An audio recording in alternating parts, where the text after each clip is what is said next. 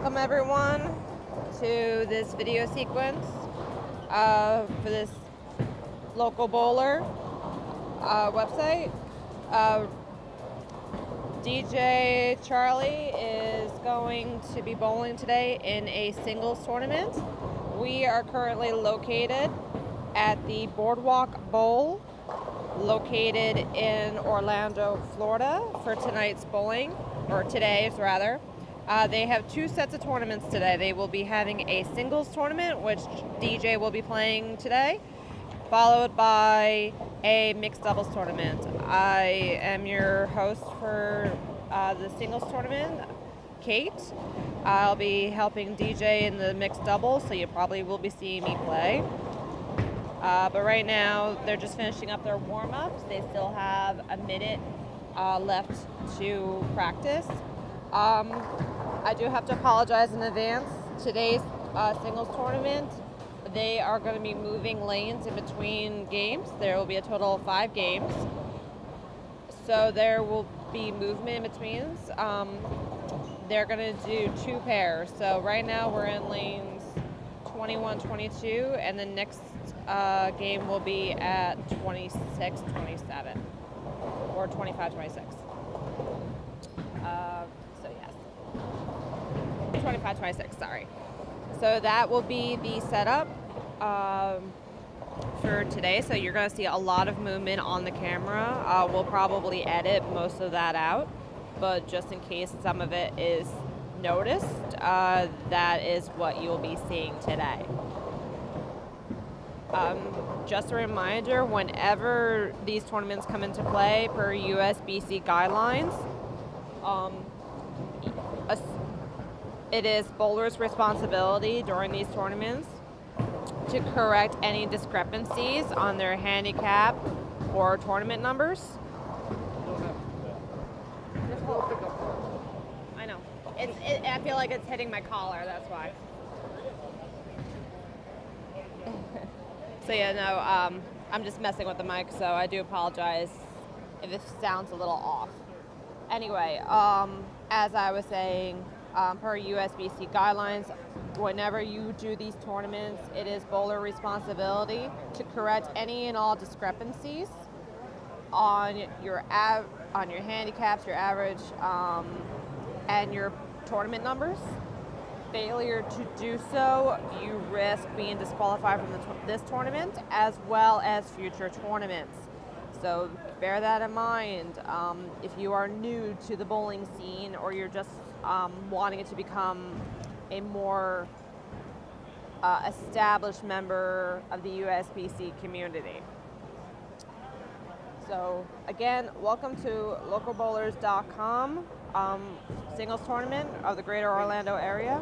I'm going to be letter B all the way down. Okay.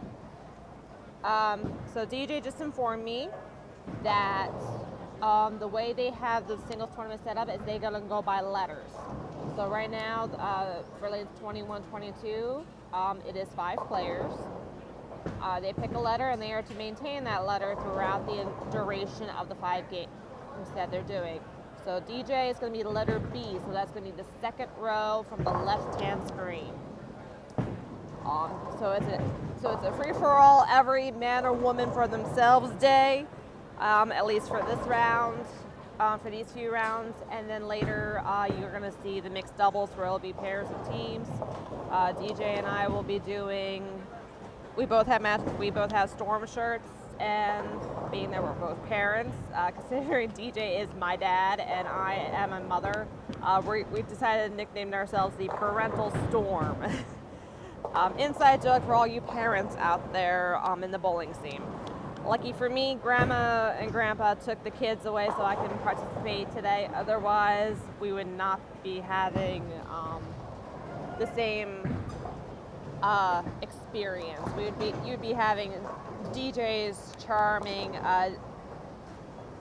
established presence for your voiceover today.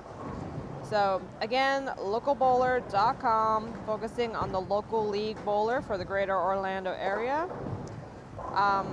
If you have any questions or comments, please, we have an email to reach out. sbnewsman1@gmail.com. You can also look us up under Charcoal Media. We do have our under Charcoal Media. We also have a radio station where we can also connect, if you like, called The Grill. If you're wanting to hear music, DJ just recently established a Dracula audiobook with Dark Shadows TV series music background. It is a beautiful pleasure to listen to. It changes up the pace a little bit for your dull humdrum audiobook experience. So I definitely recommend giving it a listen. But on Live Live 365 is the channel, The Grill, provided by Charcoal Media. That's Charcoal, CHARCOLE Media. But for today, it is all about the local bowler. But right now, they're just starting up their first ball of the night, which I'm not quite sure what the issue is. I guess it's probably just the proper sportsman conduct of DJ just waiting for his fellow bowler to have their turn first. Just a reminder for the newer members of the USBC community, proper bowling etiquette is that you have at least one lane difference between you and the neighbor next to you when you bowl. So if you are, in this case, on lane 21, you would make sure that the lane next to you on the left, 20, and the lane to your right, 22, is clear if possible. If not, you at the very least need to make sure that lane 20 is clear. While the bowler in 22 should also be clear, if you both bowl at the same time, it is less, I wouldn't say taboo, possibly, but it is definitely, oh, ouch, a slip of the finger. That's definitely going to put DJ off his game. It is still early on in the day, so we literally just started, still trying to get our grip and form. It looks like the one pin had fallen down during the gate lift, and that had to be corrected. And then, so that took precious time away from DJ's focus, followed by, of course, the ball drop. So, of course, that further set off his focus today. But it's still early. We literally just finished the warm-up round. This is definitely my first time at this lane. This tournament is fresh. Ooh, nice strike for letter D, man. So he's definitely doing well. Definitely a good start today. But it's still early on. Ideally, of course, the rule of thumb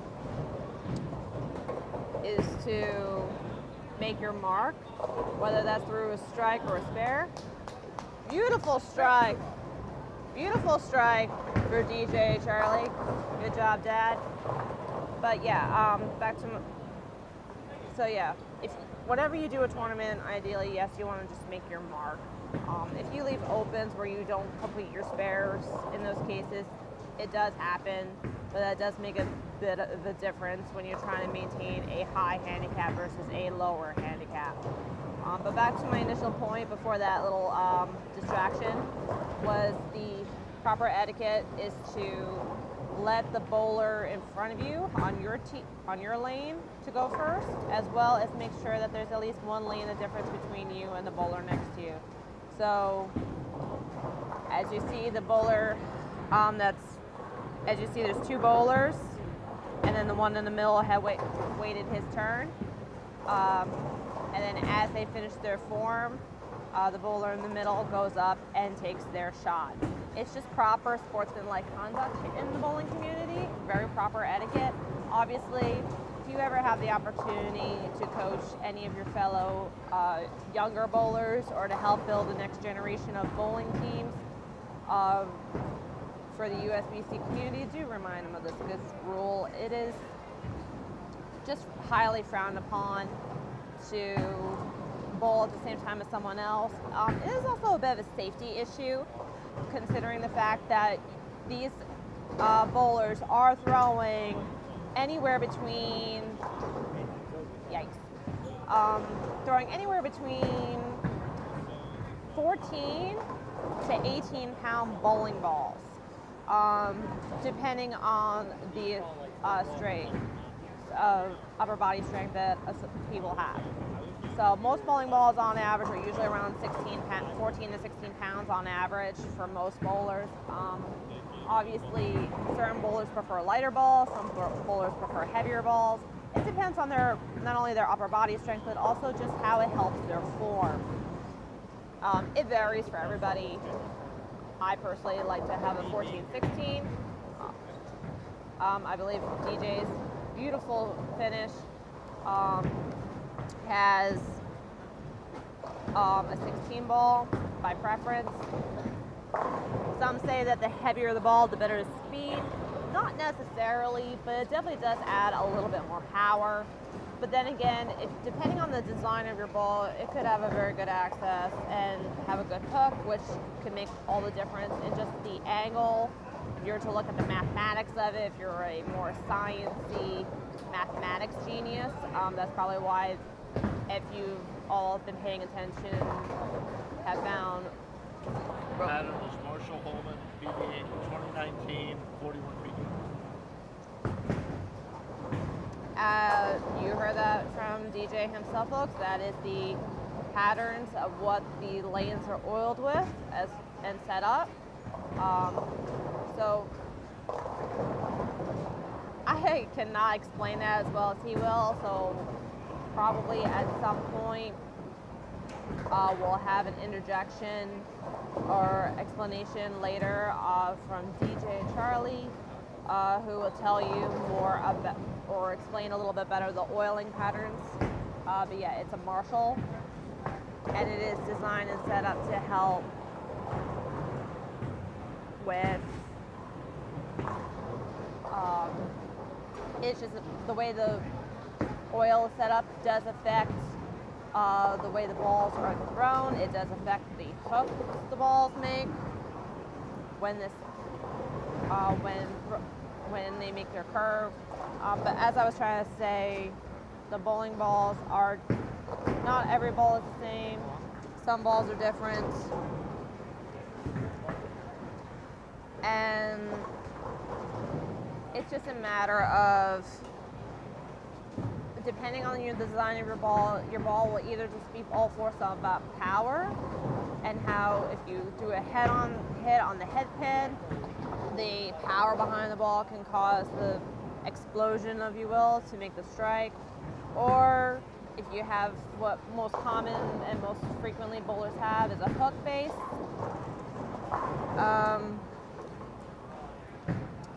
Then it will affect the angle to which the head pin is hit, which can also affect the whole mathematical science of how the pins are hit and collide with each other to make the strike or spare needed.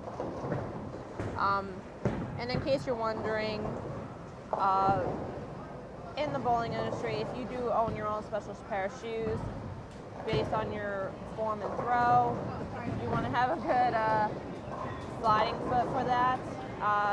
And of course, as you saw that one bowler do, wiping your shoes to make sure there's no sign of debris does help smooth your slide, especially if you feel like you've got a little traction or stickiness. That is also why it's very imperative that beverages are not allowed on the lanes. It's very much frowned upon. Most of the people try to avoid it. Reason being is they don't want any soda residue on the floor, which can make it harder for a bowler to slide their foot to throw the ball in the professional field of USBC. On top of, again, safety issue is one of the biggest things. Most of what I'm sharing is more commonly probably referenced as safety issues, but it's also just common courtesy. Just like as you see, and for those of you that are interested in becoming a bowler, one of the best things about the bowling community, and I've grown up, I practically grew up in a bowling alley, so I've definitely seen this firsthand, where no matter how bad or great someone plays, there's always that sportsmanlike conduct, high fives, fist bumps, because even if you are playing for yourself to win, which this is a money earning tournament, depending on what group you're playing, there is a camaraderie of brethren in this. And DJ's being a goofball right now, so of course, you know, because I'm not sure if it's just because I'm here as his fill-in sports anchor, or just because he's my dad. DJ's always been a big bowling nut for years.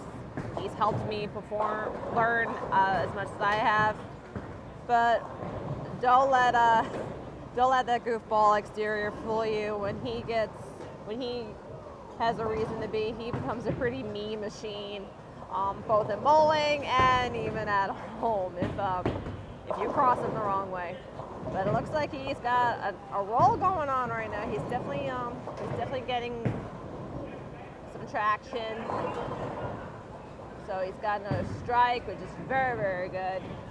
He's only had 2 open frames so far, which isn't too bad. Ideally, yes, you want, like I said, you want to make your mark every frame. But so we're in the 6th. He just finished his 6th frame. We're gonna go on the 7th. Right now, his score is at 83. He's neck and neck with A, and D is at 81.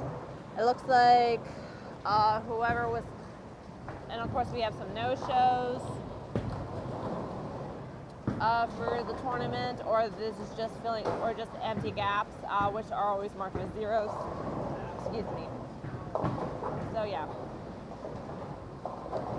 definitely a good start. I'm just glancing at the other lanes, which you actually could possibly see on your view from our camera. It looks like these guys are doing a very good start today. It's still early, and of course, like I said, it's the first game of the night. There's only a handful of other lanes that I can see off my peripheral, off camera, where there's other players doing better or higher in numbers than what we have here. A just broke 100.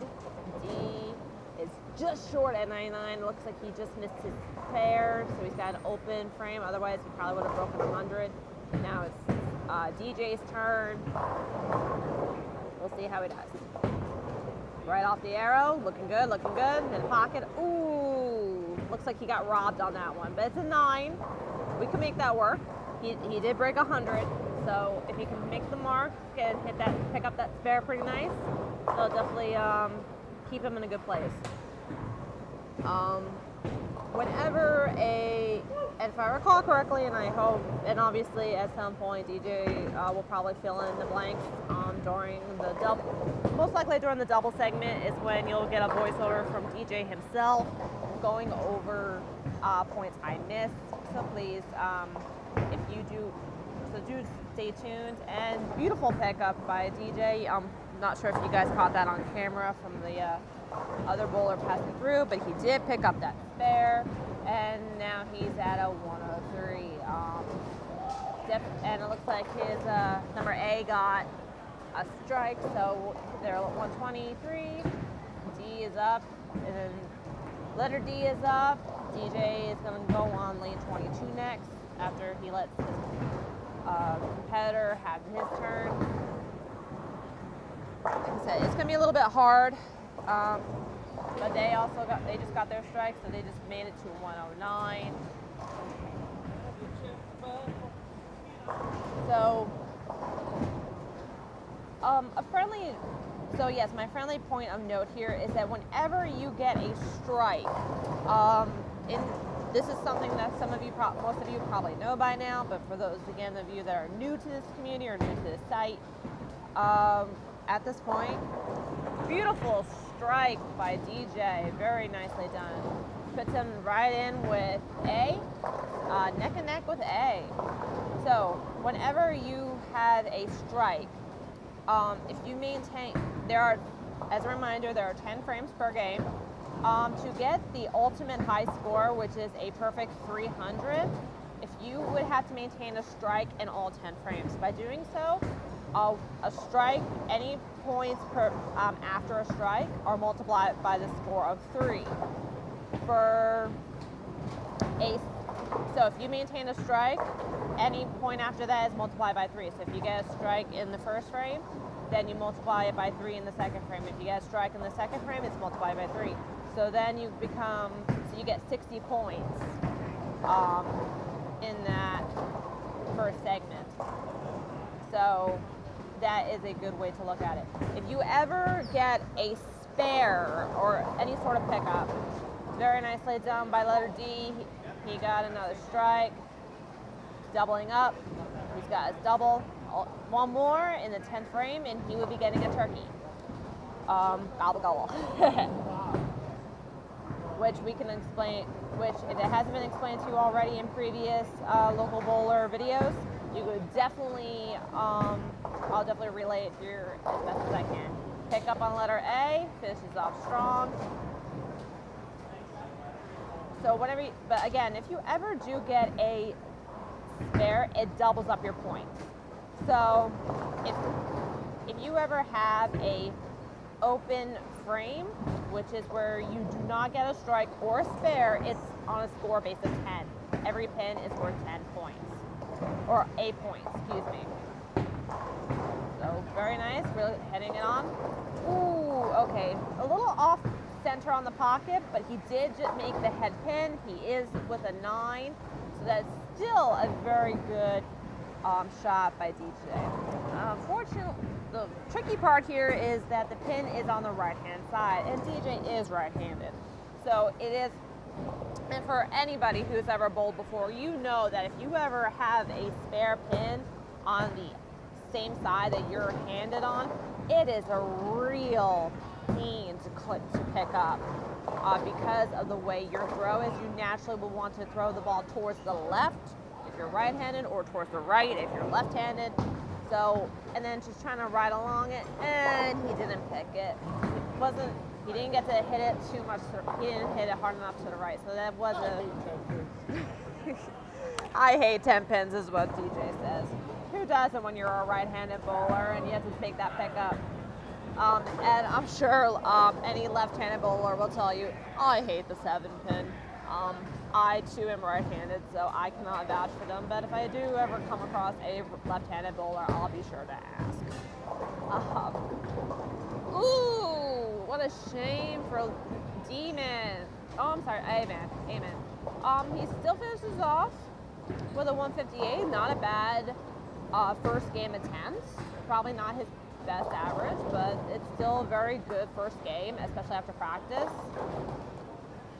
Ooh, and so A finished with a 158. Huh? No, I'm on mic, dear. Yeah. And D, unfortunately, does not get that turkey he's been hoping to get. He's got a pickup of, he's got an 8, so he's got 2 pins on the right-hand side. Again, it's really hard to do when you're right-handed, but one of the benefits of this, beautiful finish and pickup though, he did manage to clear that out. So he does finish, or not quite yet actually. If you do get a pickup, or if you pick up a spare, or you get a strike, or 2 strikes in the 10th frame, then you do get to pick up an extra frame. It's usually 2 shots per frame, the only exclusion being the 10th frame, where if you get a strike or a spare, you do get an extra throw. So if you get a strike in the 10th frame, you get 2 more, a grand total of 3. 3 shots on the 10th frame. And a nice finish. That turkey, he was denied, but he still gets a good, strong finish with a 167 for letter D competitor. Now, obviously, the slow transitions coming in, and DJ is picking up that spare. Yes, he does. So he still gets one more shot left. He's at a 151 right now. So if he does get a strike, it will be definitely a great finish for his first game. It's still early to say. Mind you, he is an established player, and they do put your, they do give you a handicap if you are established in the USBC. If it is not registered, then you will get, you'll be going based on scratch, which when we do the mixed doubles, I will be doing scratch because I am not a fully established player. Ooh, not a very strong finish, unfortunately, but still a very good first game for DJ with a 157. Not his best, but not his worst either. And considering this is the first game of the tournament, it's still a good first attempt. So I'll be back with you momentarily after we shift. So yes. So a reminder, it will be a 2-pair hop over, so we will be moving to the next lane, which should be either 25-26 or 27-28. Going to 27 and 28. That's what I thought. He said we are moving to 28 lanes 27-28, which I suspected was the case. Do you have a piece of paper? Not that kind of piece of paper. I'm sure if he has those nice little 80s, those are. So yes, we'll be right back after this pause.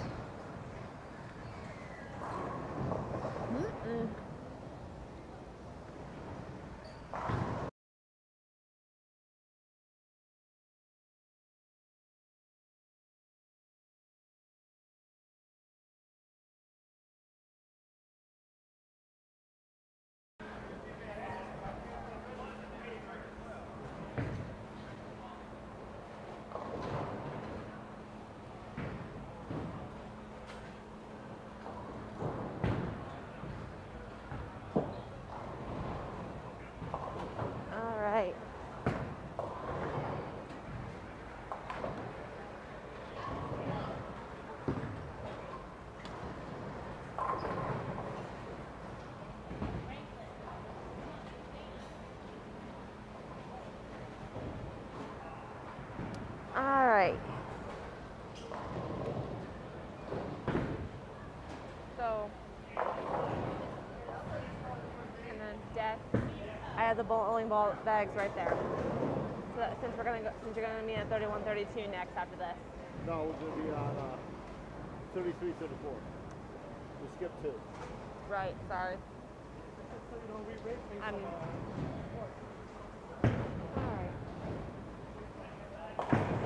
All right. Welcome back. So.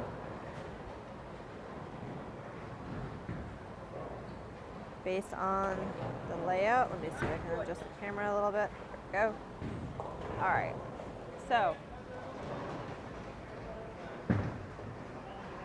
So this will be an angled shot. We are currently now on lanes 27-28. Again, DJ will be playing on as player B. Again, for the singles tournament, they will be playing based on letters. So, and because we're going to be sitting in on these other players to our right a little bit, and we will still see the scores of the players on the left. So you'll get an idea of how some other players bowl. This will definitely be a great angle. This should be a very interesting angle shot, but it will also make it difficult to see the pin shots. So I'll have to improvise for you. But also, the scores will we'll probably try to have the scores in a zoom in on the top of the screen for this feed once we are finished with the editing process. So you will probably, so a strong start for player A, or D, sorry, player D has got a strong strike. Very good. Player A is up next. And then DJ will be playing twice over. After his first shot, which will be on the right, player D will go. And then after that, in the meantime, player A will be playing on the left. So 8 shot for player A. Not too terrible. It is not an overly difficult pickup, but it will be a tricky pickup all the same.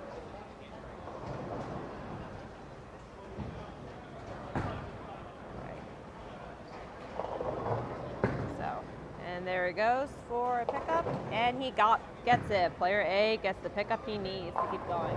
Now he moves on over to the left side. Again, great sportsmanlike conduct on DJ's part. One of the benefits, once again, as I've already shared, in the bowling community, good sportsmanship is very essential. Just the whole overall vibe has always been good sportsmanlike conduct. And if one person does poorly with their conduct, ooh, darn, DJ misses his pocket just off the mark, so he gets a 7. So we got 2 pins with a pin hidden behind, most likely behind the head pin. It looks like from this angle, maybe even from the right. Actually, no, it might be actually from the second pin on the right. There's an actual pin hiding behind there. So behind one of those 2 pins is a third hiding behind the other. It's hard to tell from this angle. But player A gets a nice strike on his second frame. Very good shot. So good start. So DJ now up again, so let's see if he can get this pickup. Again, he needs 3 pins to get a perfect spare. So far, so good. Going right on, head on. Nice pickup. So it was on the right-hand side that the double pin was, and he does get that spare he so badly needed. So now we're just up. DJ's up for his second shot for his second game of the singles tournament.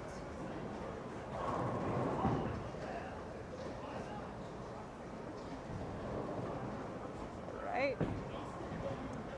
And he goes for his good form, making the pocket, and even though he made the pocket, it looks like he was probably a little too head-on the pin, maybe not enough to the right to clear the pins on the right. So he's got another 7 pins total, so they're pretty straightforward in alignment and a nice little tidy. It should be a fairly easy pickup. All I need to do is hit 1 or 2 pins and have them knock into each other. Looking good so far, and he picks it up. Very nice. Good part on DJ. He gets it. So he's got 2 nice pickups, which puts his score currently at 27. All right, player D gets a 9. Not sure how that happened, but sometimes you do a perfect in the pocket shot and you just don't make that cut. So we'll see. We'll see. Yes, I already did. Yeah, DJ was just reminding me to share with everyone here. Again, in the edit, you'll probably get the final. Ooh, what a shame for player D. He missed his shot. So he didn't get the pickup there, but so it does hurt him quite a bit.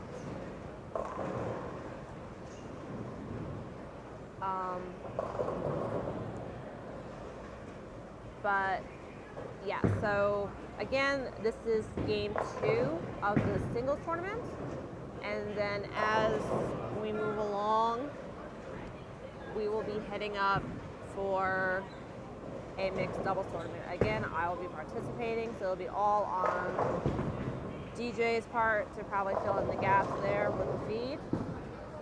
Oh, player 9 looks like he missed his mark. Oh, and so did this player over here on lane 29. Complete gutter ball. What a shame. What was supposed to be a pickup. So yeah, even though this is a Marshall pattern for oil, and again, player D does not hit his mark either. It looks like looks like all 3 players from outside of DJ's group are just not hitting their mark. or well, not their marks in terms of, but their pockets. The ace in the hole pocket hold that gives you what you need. All right, player A, gotta see if he can pick that up. And pin, he really needed that head pin to clear out. So again, in most cases, if you hit the head pin, you're solid. If you miss it, and player D, it looks like he had the exact same setup, and because he hit his head pin, he was able to make a solid pickup on his. It's definitely known for a lot of you bowlers out there that if you have your pins stuck together in groupings, it does make it both easier and harder to collect. Ooh, and I'm sorry you guys may not have gotten a good clear shot at that, but that was a beautiful shot on DJ's part. Got his strike, he was right in the pocket, hit the head pin and one off on the side, just enough at an angle that all the pins came down. But yes, whenever you do, guys, ooh, player A got robbed on that one. He definitely had an equally beautiful form on that. Unfortunately, one pin just managed to avoid being hit. It was just like it magically just stayed put where it was. So now he's got a pin to pick up. He's got 9 out of 10 pins. Player D's up next. So, for clarification, once again, having your pins closer together. Oh wow, player D, almost the exact same pin, I think, that he got robbed on as well. Maybe one further back. But yeah, both player A and D both had nice forms, good shots, and they were just both robbed. What are the odds? Never met these players before, so I don't know how they play.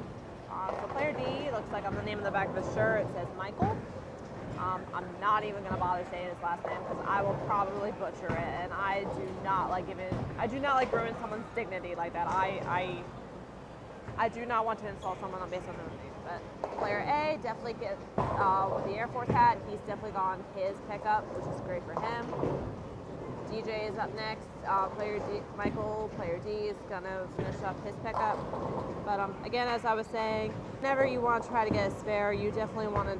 If you have a group of pins, miss better ball on DJ's part. He's not happy about that. And once again, he has to say his favorite line whenever he misses that 10 pin. He says his favorite line, "I suck," which is not true, but I suck. but DJ is not gonna let that down every time he misses a 10 pin. He has to say "I suck" because that just makes him, I don't know why. Easy single pin spares. Difference in 20 pins. Except you're right-handed and the 10th pin is on the right-hand side. He was just saying that the 10th pin is an easy pickup because it's one single pin. Theoretically, in probably DJ's humble opinion, he's saying that a single pin is the easiest pickup to make. I can understand that to a degree. However, it also depends on where it's placed. The 10th pin for a right-handed player is a pain, as I've said before, to clear out, just like the 7th pin is the worst for a left-handed player. So even though it's technically a quote-unquote easy pickup, air quotes here with my fingers, it is not always the case, depending on what kind of throw you have. And as I was trying to say, if you have a bunch of pins together, obviously the more pins you leave out, the lesser your pickup point-wise will look. But it is also arguably easier and harder at the same time because of the fact that while you do have more pins to knock down in order to make that pickup, if they are clumped together in a way, like when you have 3 pins or 3 pins together in a grouping, if you can clear them out, you clear at least 1 or 2 out, they will most likely hit the 3rd pin and you're good to go. And I don't know why, but apparently they're doing we do have some of these TV screens do share news channels or sports shows, or they cover just advertisements, and for some reason they're covering a beauty regime, which I will have no idea why they have to do this. But yeah, So DJ, it looks like he missed his head pin and got 8. So now he's got to get these other, and he picks it up. Just nicks the head pin and causes it to collide with its other pin partner. So he does get the pickup he needed. Right now, player A gets a nice strike to go with his score to bump it up from 76 to 96. DJ's at 75. And player D, named Michael, is at a 66. It looks like Michael hasn't been getting a lot of strikes, a couple spares, but he's also had quite a few open marks too. So, but it's still early. Probably by the 3rd or 4th game, almost all these players, if they're not too tired, will probably have their better games.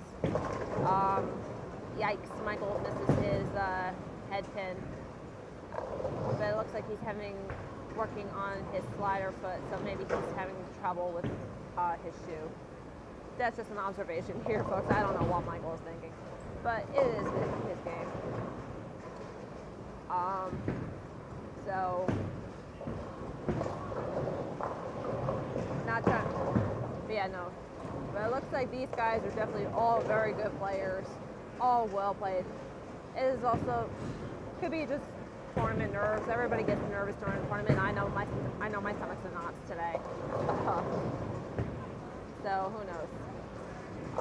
Nice pickup, very nice. Got all his pins. So bumped his score up to an 82. DJ is still up for his pickup for his 7th pin.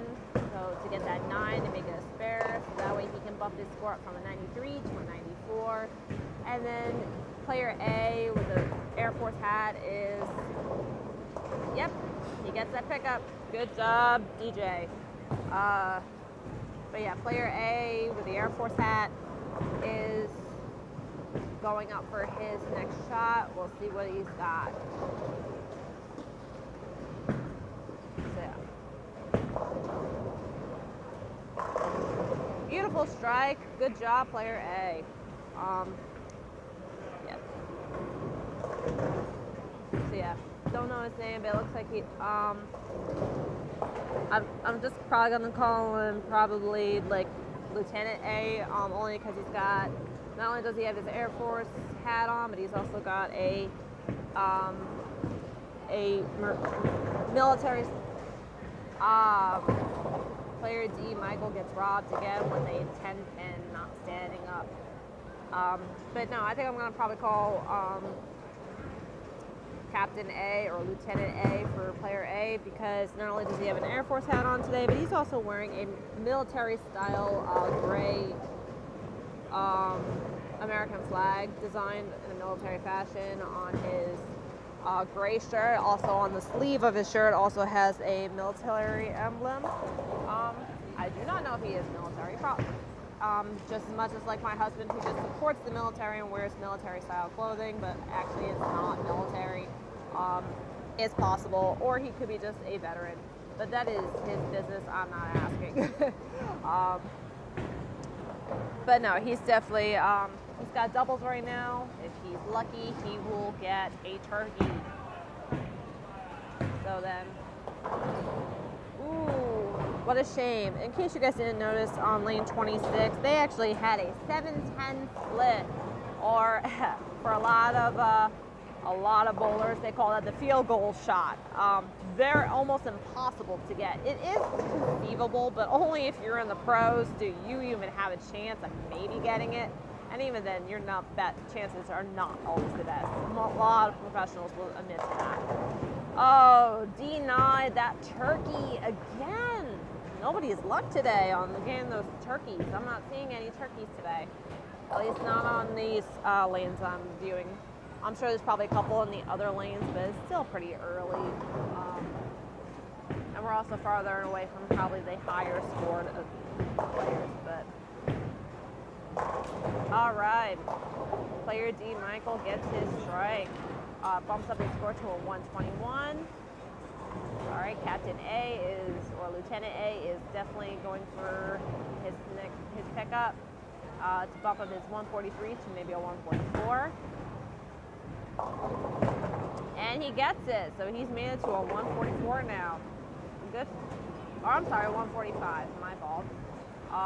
DJ's up next.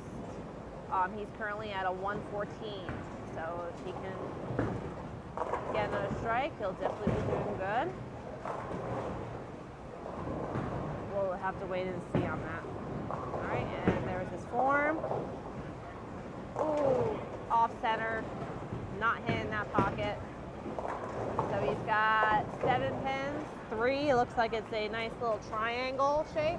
You can't see it from this angle, unfortunately, but behind the head pin at exactly 45 degrees is the 7th and final pin, or the 3rd pin of the 3 pins he needs to make. So he's actually got what looks like a head pin and then 2 pins off and back to his sides. They're not all along each other in a neat row, like right behind each other. They are a little bit more staggered, so he does have a bit of a hard shot.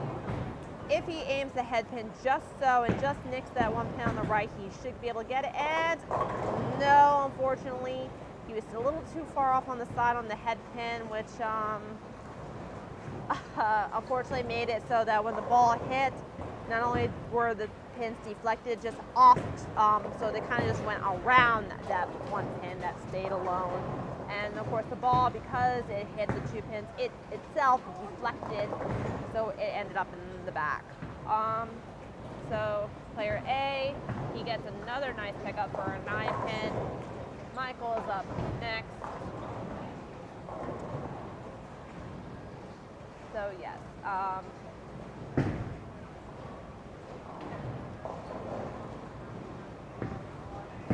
so let's see what that looks like.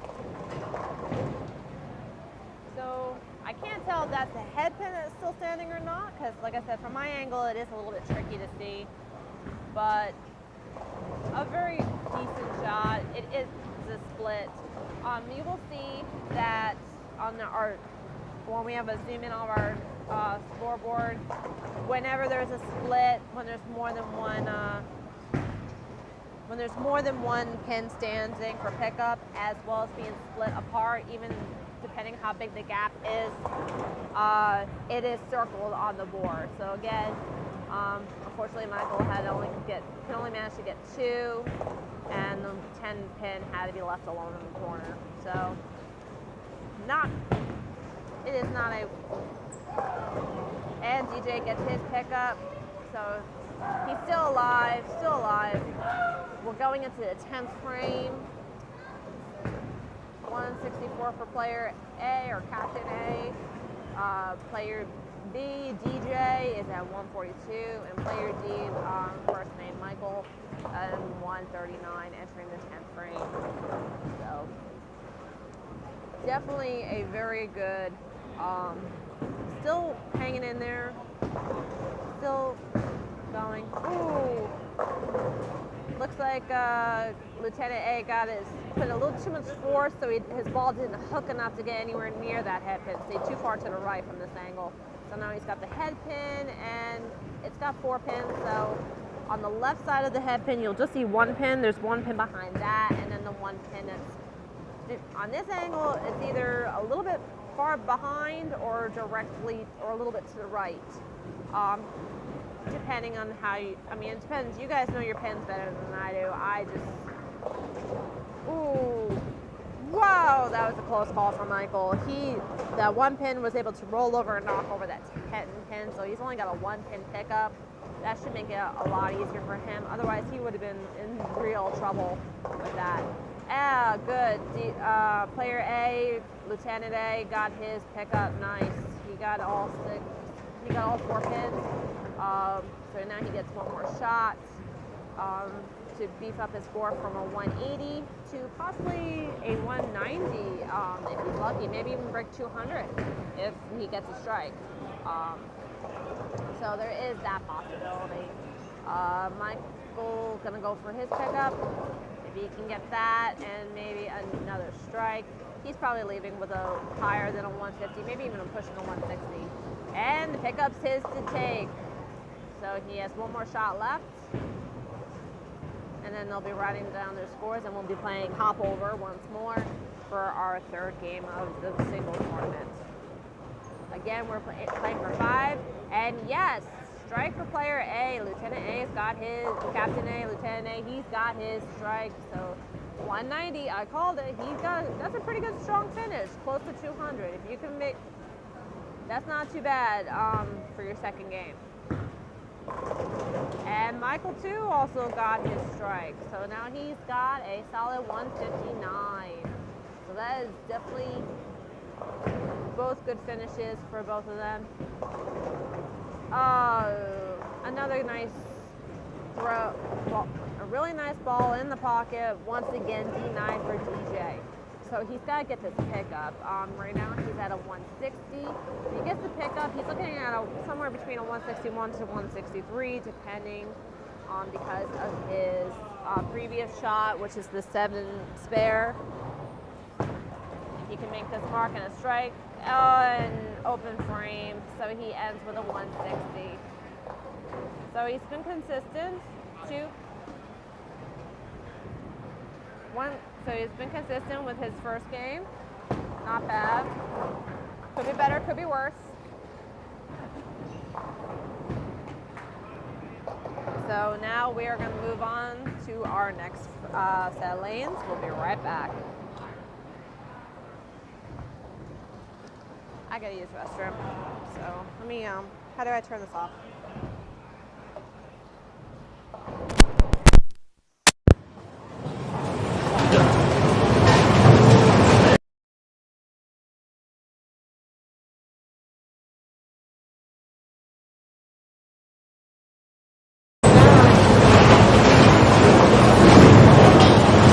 Okay, you're live as soon as I plug you back in.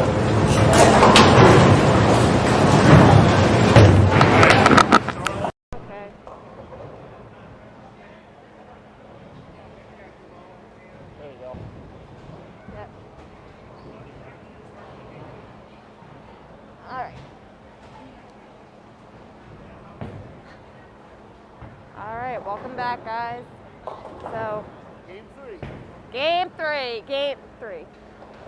Welcome back, guys. Game three we're at right now. It is getting a little bit messy where we're at now. Looks like some other players like to make a little bit of a mess. But let me see if I can make some adjustments here for you. But no. So we are now looking at game 3. Let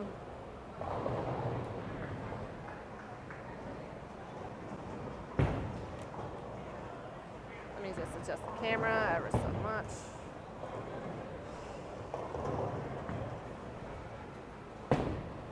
There we go.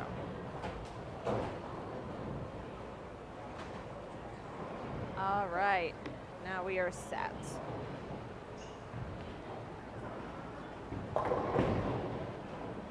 The one downside to this setup is the fact that other players tend to leave a little bit of a mess.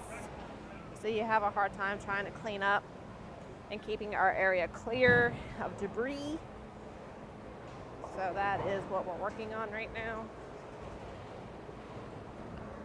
But now that we're all set up over here now, we can continue business as usual. Oh, my soda? I think you left it over there, Dad, unless they cleared the cup. Well, Dad, I had the receipt, so you can, Dad, I had the receipt, so you can get your refill if you want. You want to grab me one? I can get it for you. Just take it with you. It's wireless. Take it with you. So I can walk all the way over here? All right, I didn't know how far of a range, I don't know how far the range is. All right, so you guys are gonna hear me get a soda from my dad, so don't mind the muffled sounds as I put on my mask, because even though I have gotten started on the vaccine, I'm still waiting for my second dose, just because I care about my family and I want to put that on. So.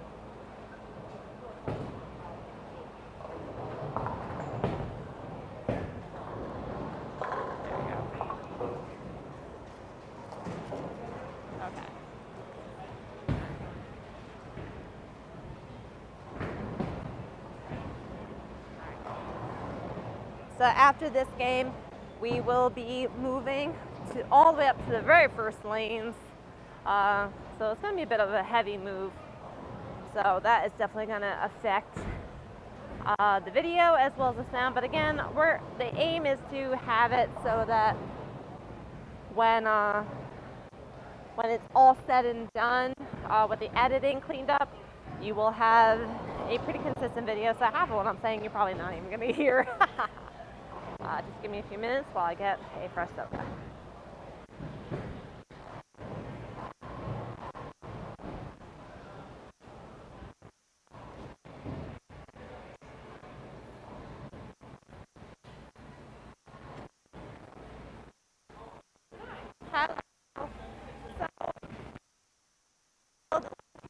Someone cleared my dad's cup of soda that I paid for. He wanted to get a refill for it. Is that okay, or do I have to pay for a fresh cup? A soda? Yeah, I paid for a soda earlier, but during one of the lane changes, someone took his cup, so... Is that the receipt? Yes. There's no sodas on it. No? There's only a bottle of water. I guess that's what he marked it as, which is weird. He probably gave it to you for free. What were the drinks? It was just a Pepsi. Alright, okay. Thank you.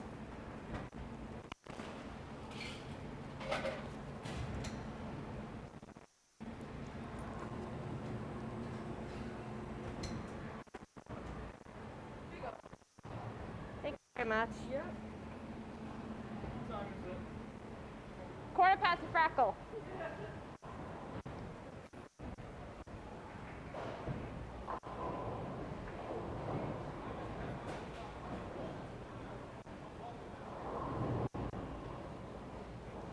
I had to find a water fountain around here.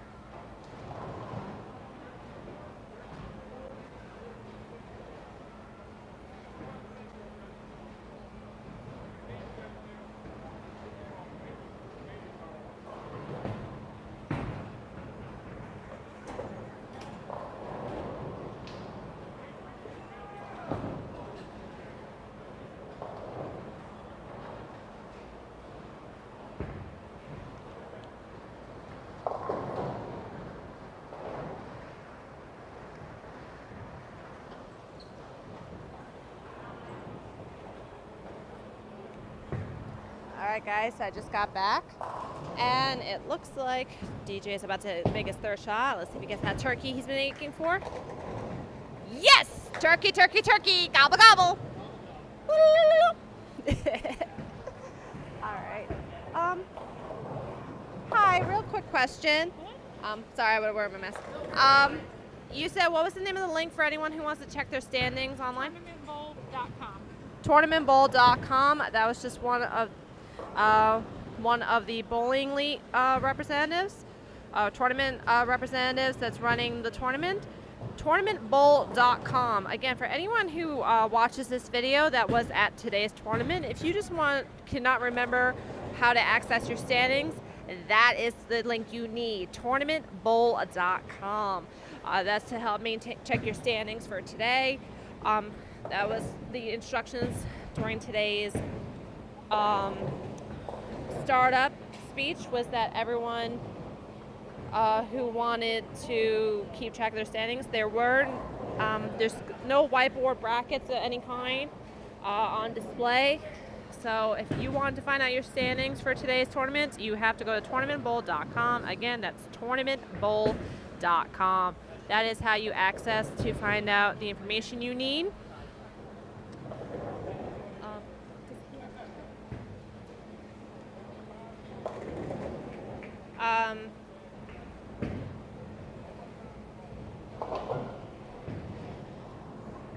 So again, that is the link for anyone who is paying attention for today's bowling tournament information.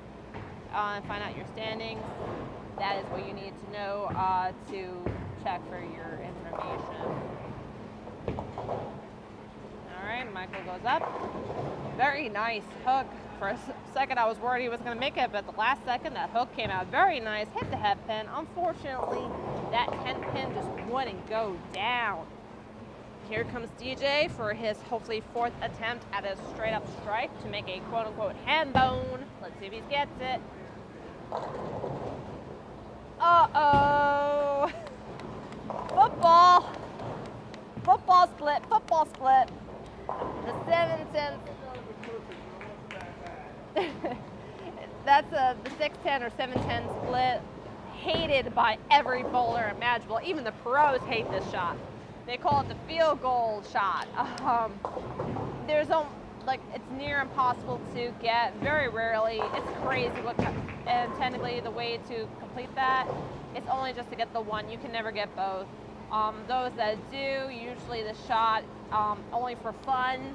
Could you ever do a technically illegal shot where it goes in the gutter? Because technically rules are that once the ball is in the gutter, it is a lost ball. So you can't even have it bounce in the gutter, hit the pin, and to hit the other pin, which that's a trick shot that some bowlers do, but that's only for fun and games.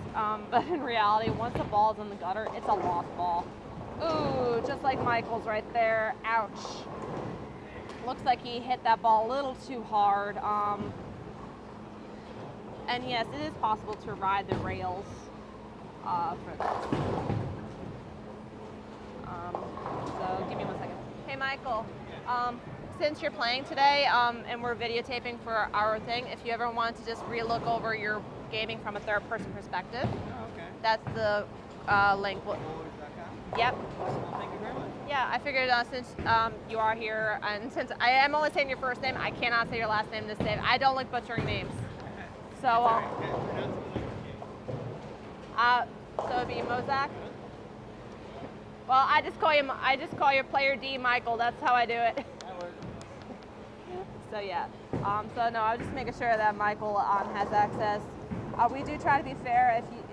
While we do these recordings, we do try to give the players that are on it a fair shot of just observing their own marks. And since DJ is going to be bowling with these two gentlemen for the rest of the singles tournament, we do try to give them the courtesy. Sometimes seeing, I don't know how it is, but some players do thrive from just observing themselves from a third-person angle, outsider perspective. Ooh, player A got robbed. Just missed its mark. It was right there. It looked like it was going to hit, and it curved just at the last second and just missed it by a hair. What a shame. But that was a good throw. I thought it was a good throw anyway. He just got robbed. And Michael gets a nice strike. Very good, Michael. So yeah. But yeah, no, we try to take the we try to do the common courtesy of any bowler that happens to be in on these videos for the majority of the game. Nice strike on DJ's part. So after the field goal shot, that was the lost hand bone we wish we had. But the hand bone shot, his field goal shot was actually a perfect hand bone. It's set up. He was just robbed for that. But still very good setup. Ooh, okay. It looks like we just missed the head pin and got robbed there too. But yeah, no. Anytime if you ever see us play here, or you ever see DJ and you see him set up his camera, he will always give you the opportunity to collect one of his local bowler cards, so that for localbowler.com, so that way if you are bowling with him, you can have the opportunity to see yourself play, and you can just give yourself time to reflect on your bowling style of that game or day, tournament game, whatever you have set up. It's something he's always done. It's something we like to do just to help, in a way, give back to the community. It is for, and believe it or not, there have been bowlers that have been bowling with DJ that actually have just taken the opportunity to look at the stream, sometimes even the live streams that he will do occasionally. Denying the head pin again. Yikes. That head pin just did not want to go down today. But anyway, but no, yeah, the DJ will do his best to try to be discreet, try not to get too into people's information. Me, I have a little less of a filter on my mouth. But yeah, so for today, this tournament, anyone, if you see yourselves on tonight's game, you are welcome to, or any other tournaments with DJ, you can always get a chance to observe yourself through the camera of how your games look like, and just to give yourself an idea. But yes, other players in the regular tournaments, in the daily leagues that DJ works with on Thursdays, they tend to thrive on these videos because they help him. Nice pickup, DJ. Nice pickup. Should have been the first one, he says. Can't be perfect all the time. Okay. Excuse me, Austin. Can we just have a step to the right? I'm sorry.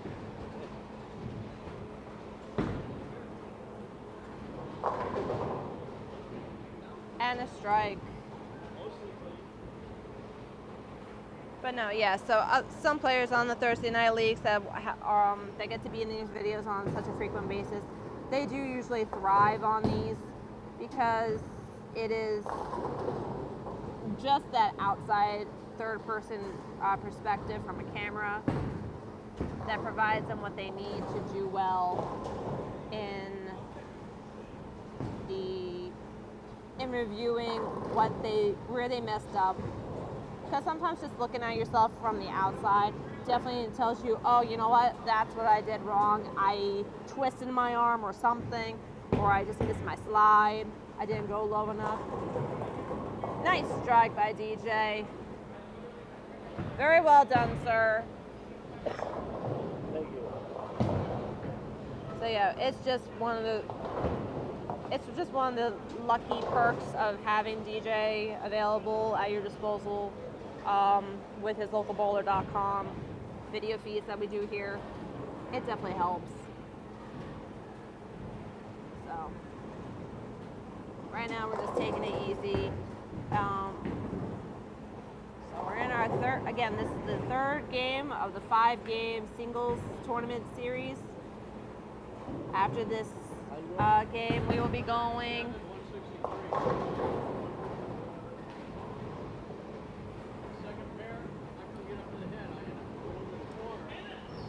I'm sorry if my voice is a little distracted. We ran into a friendly face. Fred from the Thursday Night League that regulars with Charlie is here today, also having some fun of his own. Like good camaraderie, they do like to talk shop and just do a little side-by-side comparison and seeing how they're doing. Make a little friendly nudging of saying, hey, if you did good today, there shouldn't be a reason why you can't do good on Thursday. They are teammates in their Thursday night league, so they do get to work together.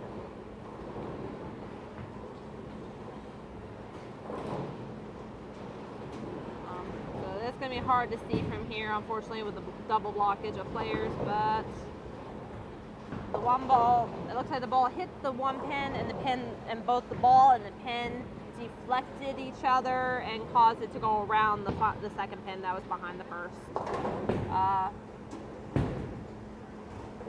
So yeah, because that was an 8-pin shot with a 2-pin spare pickup, and only 1 pin was gained. So it looks like it was right behind the main pin. So for whatever reason, both the ball and the head pin in front hit each other, or was hit, and then they deflected and went around the second pin. It looks like an 8-pin shot for DJ, but they are close together, and it's near where the head pin is, so it should be a pretty easy pickup for DJ to get. We'll see how Charlie does.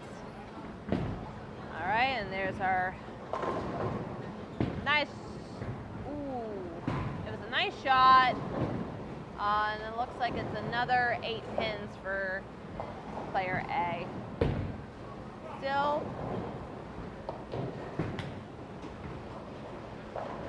All right, so DJ did not get the full pickup. He got one out of both pins. The ball just did not curve enough. It could be from the lane oilage or not. It's hard to determine. Michael's up on the right. And then our military fan supporter, player A, is on the left, going to make his pickup. And I can't see. Yes, he does get it. Unfortunately, you may not be able to see it here with DJ in the way, but it was a solid pickup. So good job. Good on him. Definitely a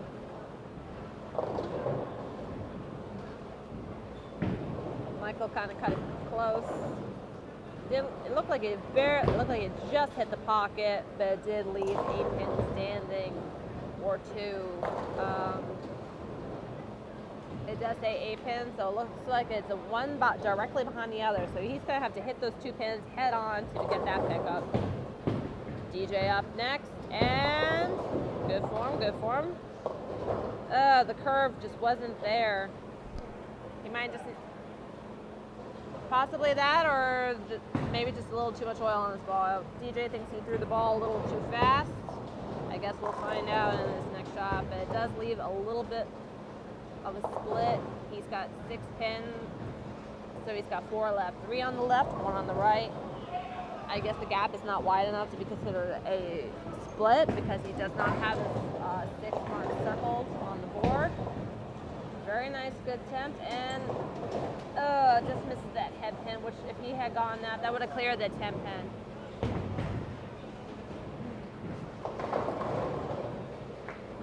So that puts him currently at a 162. Player A is about to go next. So if he gets a perfect mark, DJ thinks he'll make a 190 or change if he makes strikes for the rest of the game. Very much possible. Player A is at 144. He misses his head pin, so he is going to need to do some serious. Another 6 pin shot, so he's got 4 pins to collect. It looks like he's got the head pin, 1 directly behind and 1 on the left, and then the 1 pin on the right, which is the 10 pin.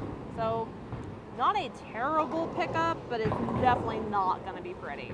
Michael's up on left, and very good form, very good, right in the pocket, got the head pin, nice strike. So definitely a much stronger shot.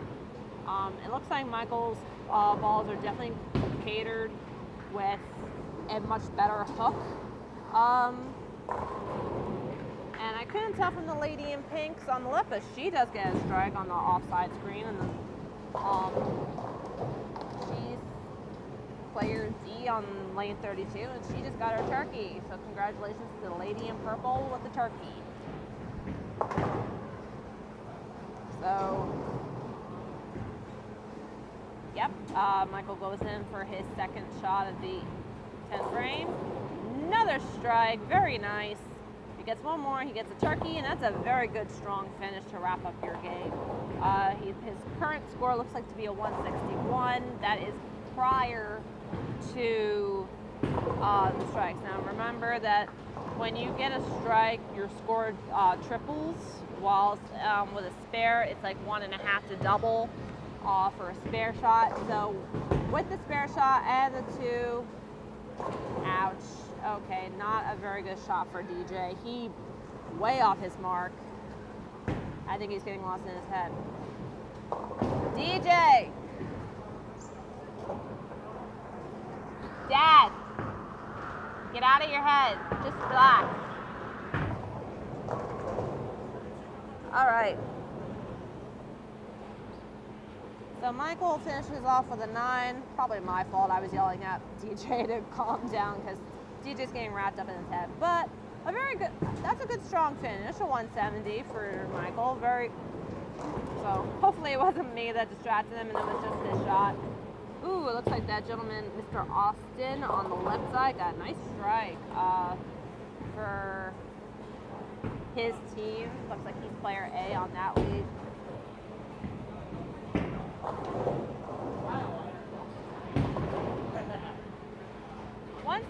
$170 is what DJ finishes with. That's a decent game. That should have been so much better.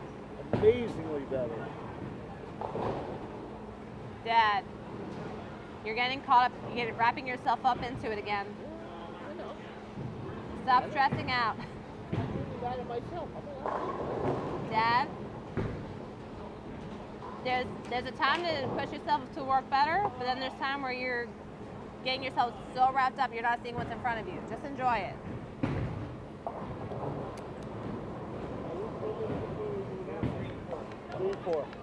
All right, so time to play hop over. We'll be right back after this break of us walking around. And apparently somebody wants to play soccer in the building.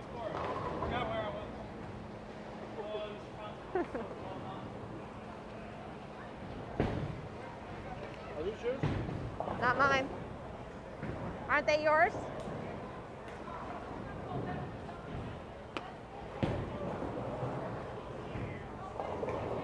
That's important.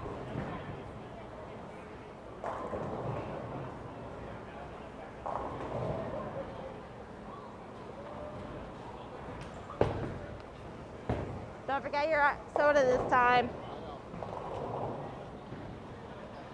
I got the equipment. Can I steal your score sheet real quick before you run away? Thank you. Excuse.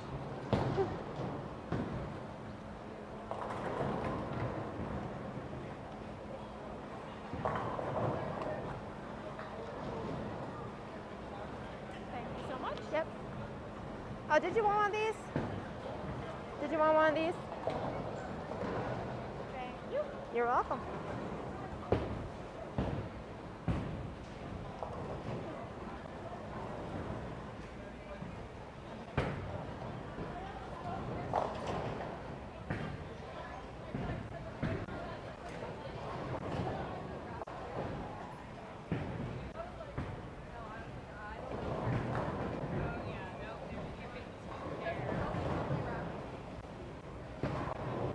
Todo.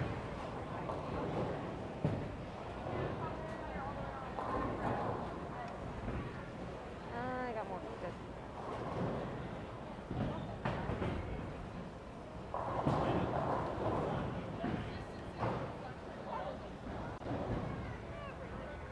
I forgot to give you this. My dad and I are playing on the tournament, so if you ever have issues, we do have a pretty wide frame, so we are showing other bowlers. So yeah. if you ever need a reason to watch the videos, Got it. Thanks. you're welcome.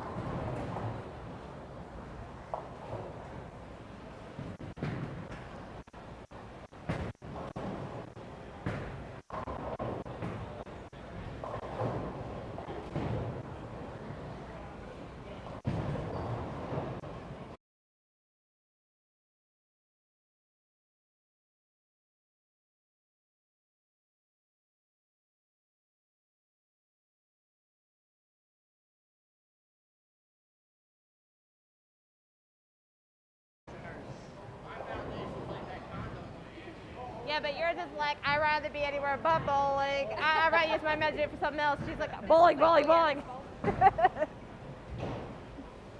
If it makes you feel better, my dad be that one, I be the other one.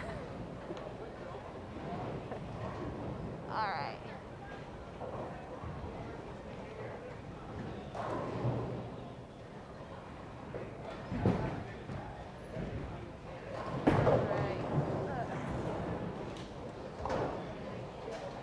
I write everything down. You have a piece of paper more in your purse. Just jot down the scores. I only got this.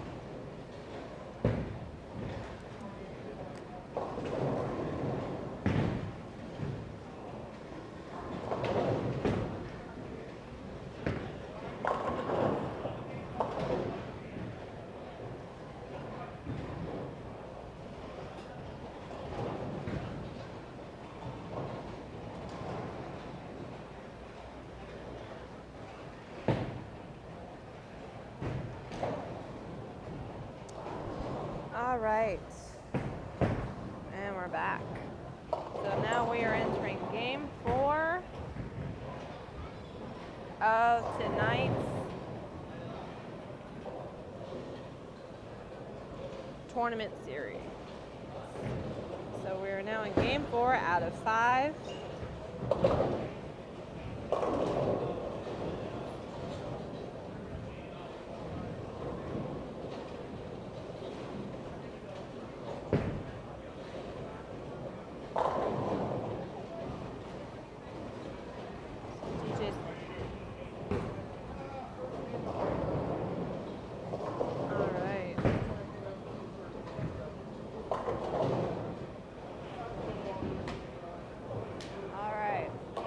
DJ's first frame, he gets a 9 pin spare.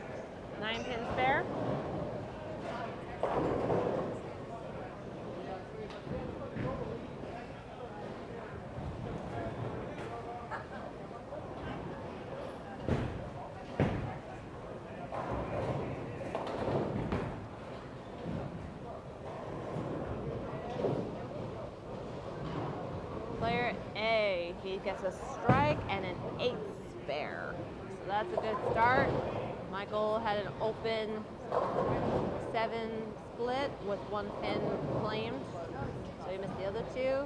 Followed up by a 9 split, or 9 pin shot with the 10th pin being the pickup spare. So he has to get the 10 pin to get this pickup. DJ is up next for his second frame. Not hitting that head pin. Not happy with himself. He's definitely seems to be losing focus, just from observation. You can have a bad throw. Michael gets his pickup. Good job on Michael.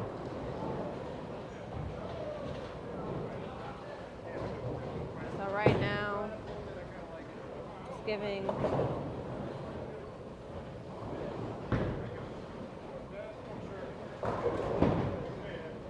he's got 7, I gotta get 3, gets the pickup.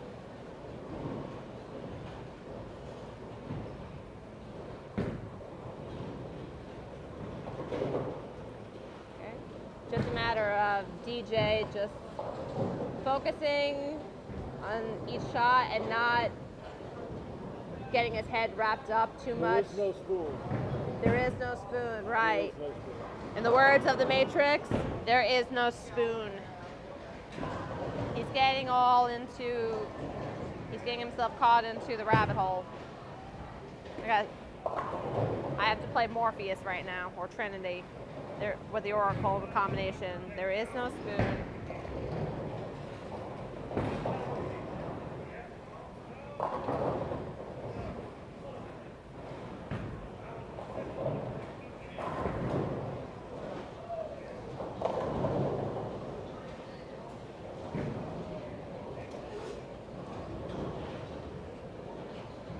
So now we're entering the 3rd frame of the 4th game. Ooh.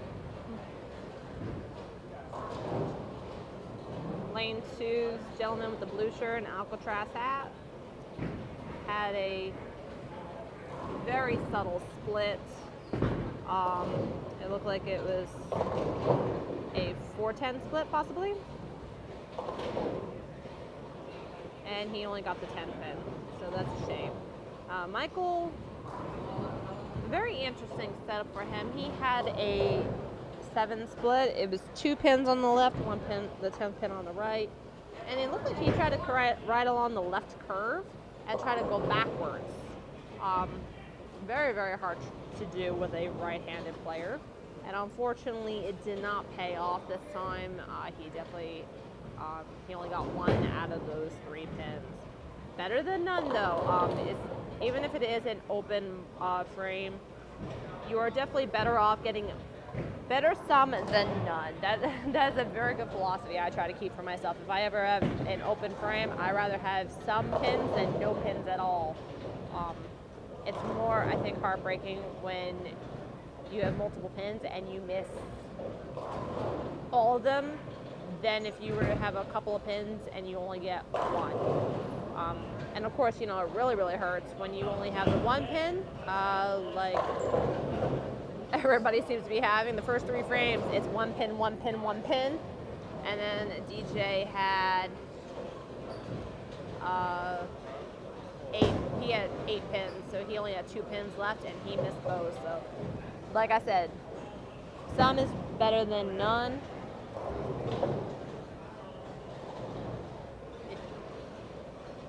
And it looks like everybody's just not getting those pickups in this frame.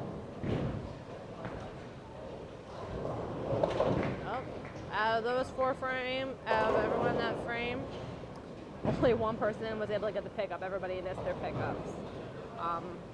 Even if it was just the 1 pin or in case of 2 pins, it is a shame when that happens.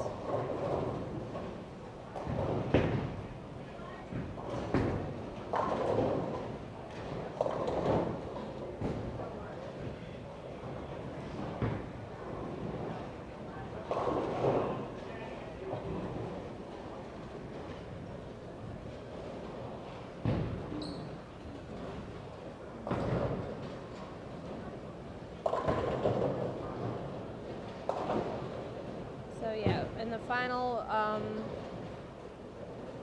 so again, for the final edit of this video, you will probably see some,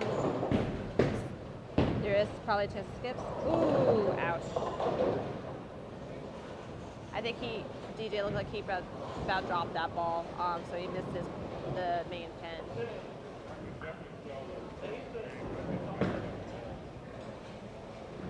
DJ, there is no spoon. Tried that. Now I'm in definition of insanity. Keep doing the same stupid stuff and expect different things to happen.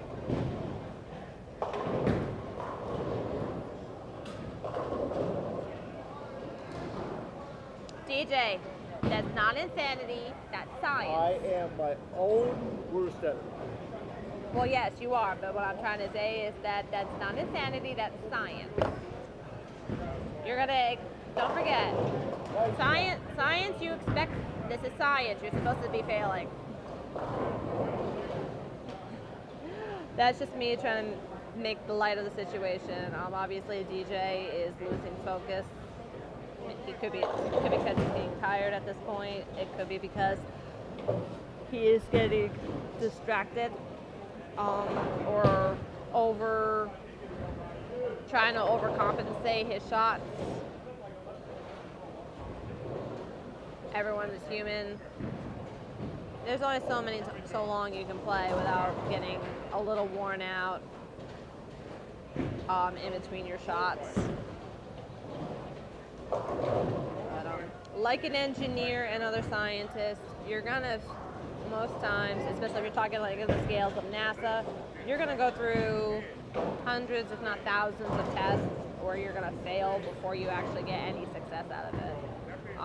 Though this does really hurt DJ now. He just literally got a gutter ball on his first throw. That never bodes well for anybody. But, I mean, other players have done better and worse. It looks like just this frame, everyone is just, this game, I think a lot of the players, some players thrive at this point, and other players, they do kind of, you know, start to feel a little worn down. Could be because no one's eaten in a while. Could also be just the overall vibe. But definitely a good strike.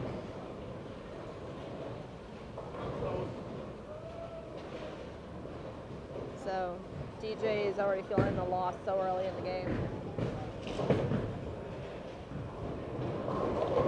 Dead. I'm not putting it down on where I'm supposed to. Just not doing it. Are you getting tired or hungry?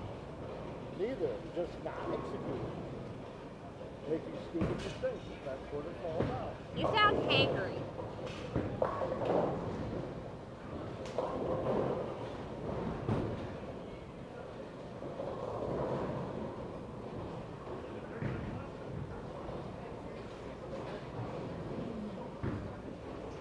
So we're getting kind of to the point in the evening, in the afternoon rather,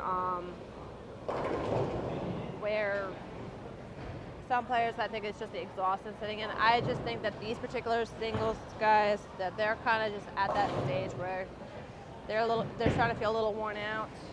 I think once they've had a proper break, once the games are over, there'll be a little bit more. If any of them are joining DJ and me in the doubles tournament later, I think once DJ has a break between now and the doubles, he'll probably feel a little bit more in focus. One of the downsides of these tournaments, in my humble opinion, is that if you get too wrapped up in the tournament, you tend to lose focus. What happens when you get your target on the lane? Basic things. Yes, and you got your pickup, but don't forget, you also get where the ball goes exactly where it's supposed to go. You get the head pin, and you just get robbed because the mathematical science of the pins colliding with each other does not always go accurately. That's just as much insanity as it is engineering science. So, once again, I reiterate. Well, my engineering science tells me I have a horrible game this game that pretty much may knock me out of any chance to even catch a tournament jerk. I was doing okay before this. Doing okay. Oh, This is it's gonna still kill me. early. It's still early. Yeah, but there's only 2 games left. A game and a few frames left. Now is not the time to fall apart and do horrible. But this is Charlie. This is what Charlie does. He checks. Charlie needs to get out of his head. DJ needs to get out of his head.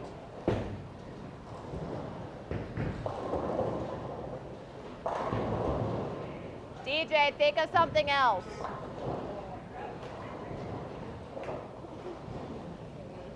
Think happy thoughts. He's kind of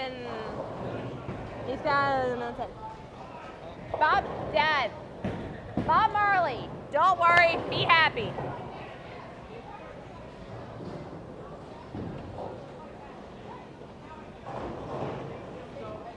So.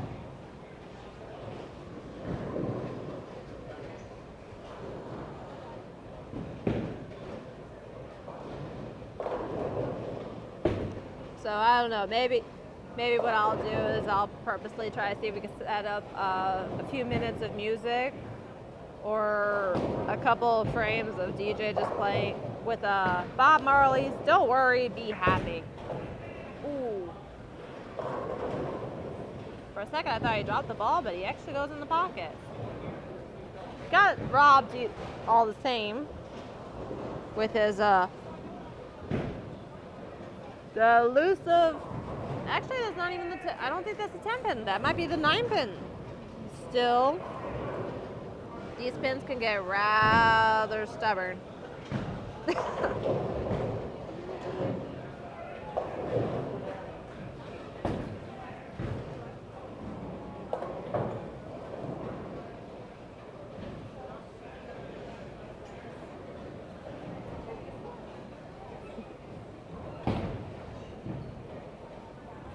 And he gets his pickup. Good on DJ Charlie. Whoa! You alright? A few rogue balls, making a run for it.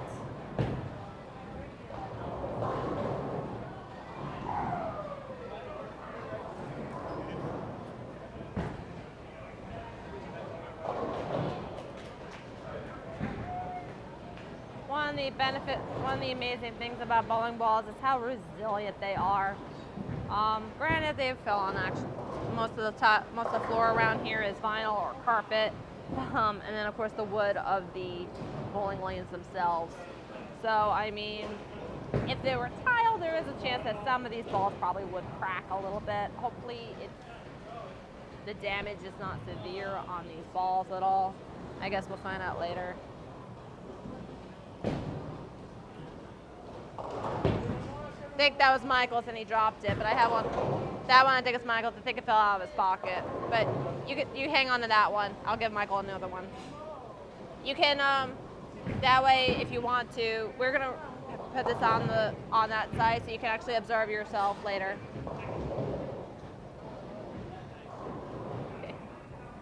Here, Michael.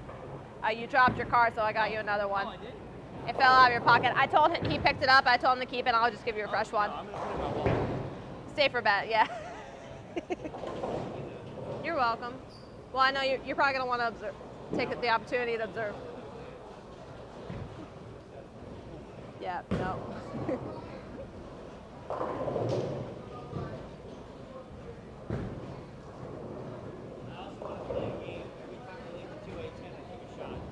I figure by the time I get to game 3, I'll be dead.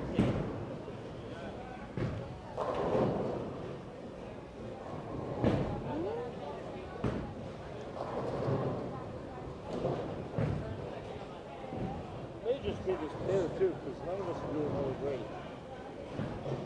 You guys are all pretty consistent in playing. So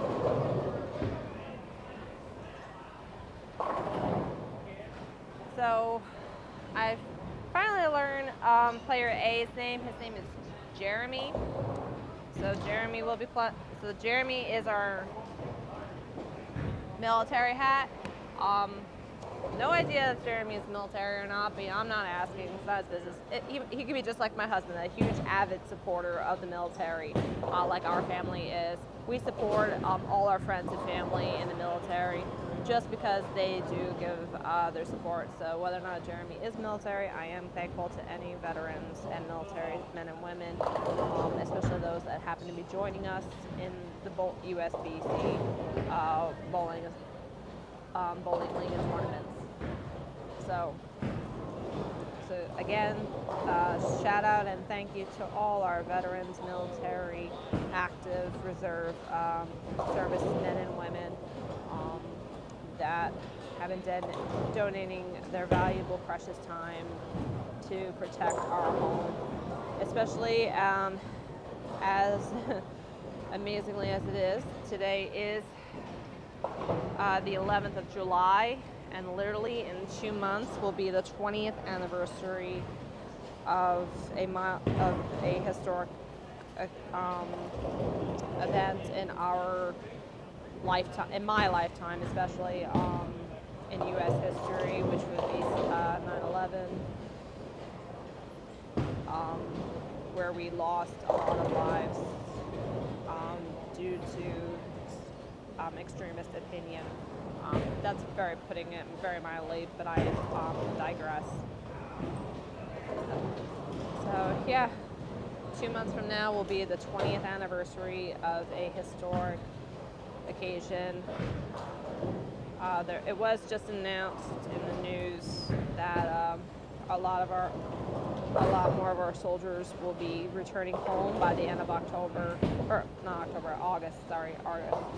So the current president has established that any troops that are currently stationed in Afghanistan will be home by the end of August. So if that comes to fruition, a lot of soldiers will be home for the 20th anniversary.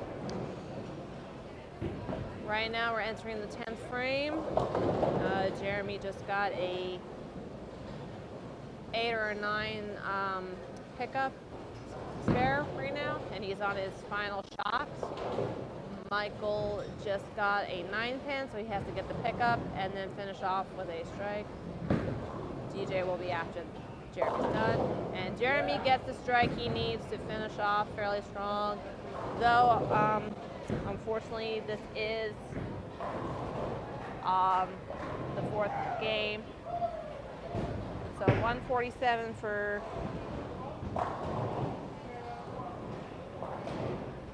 Jeremy. So current score establishment, as sharp as that wide that curve was for Michael, he was denied that spare, which wraps up his game at a 134.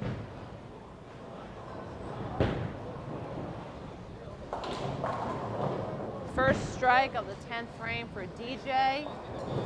So he gets 2 more shots. Let's see if he can get 2 more strikes and maybe finish off a little bit stronger. If he can maintain the status, if he can get another 2 strikes, he can make the status quo of what he's been making so far today. This game, it looks like all 3 players had a less than stellar game, but it could just also be just the oil state pattern is wearing off after being played 3 games already, or it could just be the players just being tired. So 2nd strike for DJ, so that's promising. It has bumped up his score to a 155.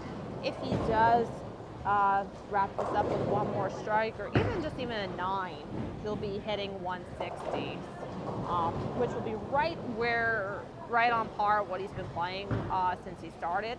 So it would not be a complete and total loss. It is definitely not his best game, but at this point, he's lucky. So far, so good, and he just barely misses it with an 8-pin. 163 though is his final score, so he's right on par with the rest of his games. He's with a 157, 160, 170, and then his 4th game just finished with a 163. So he's maintaining status quo. Not his best, but not his worst. He's definitely had worse games than this before. And a lot better. And he's had better games. But it's not the end of the world. 1 more game, and then there's a brief break before they do the doubles tournament. So he'll get a chance to catch his breath, maybe get a bite to eat so he's not so hangry about his play. That's just, and maybe he can get back to the whole there is no spoon mentality that he needs to keep going.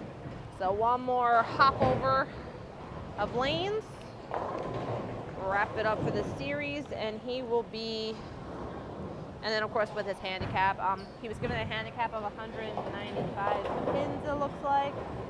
So, and thankfully, because one of the players, that's mine, Dad.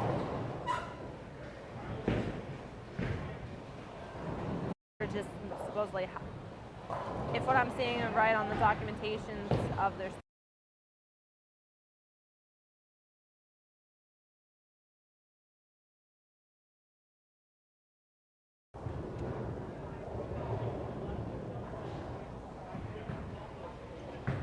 all right. Oops, sorry, Dad.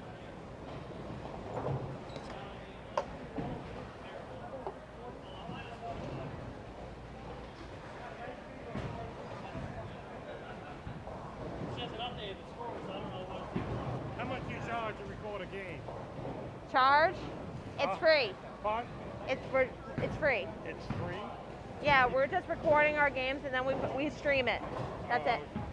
Sometimes he'll do a live stream too. Oh, okay. Yeah, no, it's perfectly free. Okay. Yeah, free of charge to check it out. All right, thank you. No problem.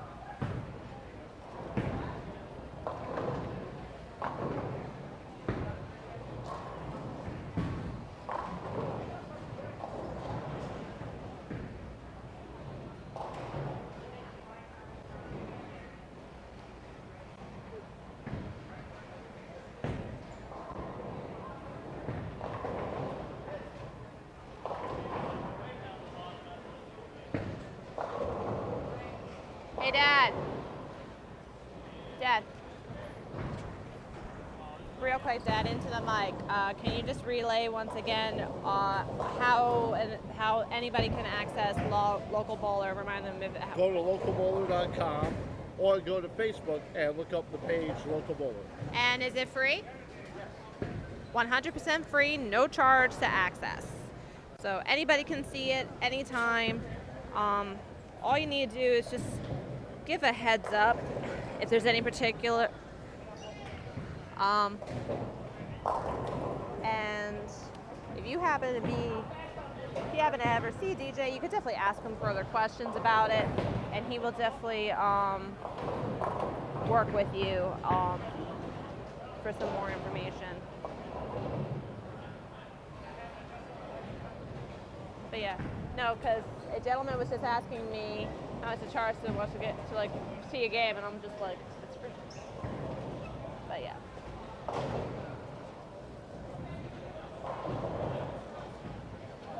Yeah, I would say he seemed Franklin over there in Barley. He seemed interested, so maybe you can talk to him more about it. Nothing. Well, let's see what happens. Yeah, well, he asked me, so. All right, so last game, DJ started strong with a strike, and his competition have done spares for the first frame.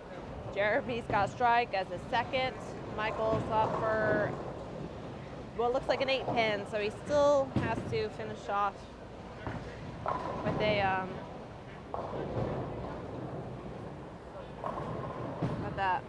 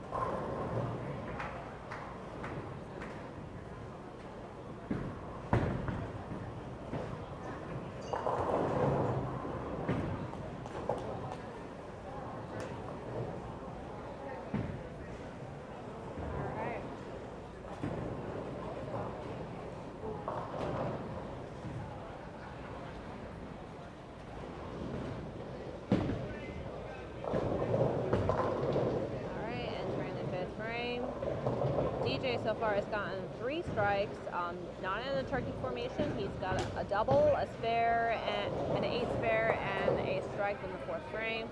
And the next will be his 5th frame. So definitely a much stronger turnout this time. Michael's up, and very well done shot. Unfortunately, just the 1 pin would not go down. So he's also started off with a pretty decent start with 3 sets of spares, followed by a strike after this. So, and then Jeremy has gotten 2 sets of spares, a strike. Unfortunately, he had a split, a 7 split on the 3rd frame, so he only was able to get 2 of those pins. And unfortunately, in this last frame, he ended up with a completely open frame with a solid miss. But you know, it happens. It's not always perfect. No one's ever perfect in this game.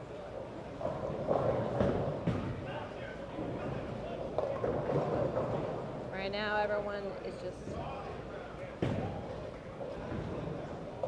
alright. Players in the 11th and 12th lanes. Ouch for DJ. Not a very good setup. It's a very small split. He's got 8 pins, so he got 2 left. They're close enough apart where all he has to do, if he can get a ball straight down the middle, his ball will actually go and hit both of them at the same time. Since they do look like they're on the same level, and if he goes, it'll be like Moses parting the Red Sea, if you will. If he can get a straight enough shot in that fashion, and then he can clear that. That's all he needs.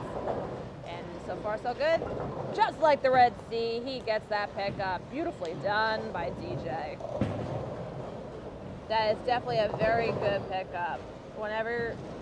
Those are tricky to accomplish, but if you ever get this small split, 8-pin split, where you have 2 pins on the same exact level with neither of them being in front of each other, and there's just enough space where a bowling ball is just a little bit wider than the gap, then they will part like the Red Sea, and you will have a nice clean pickup. It doesn't happen often, but when you get something like that, that's a pretty cool thing to watch every time. It's always worth enjoying. It's a very, very satisfying pickup to have, aside from an easy pickup like a 9-pin pickup. Very nice shot from Michael. Got a nice clean strike, very well done. So lanes 7 and 8 are also having some pretty clean shots.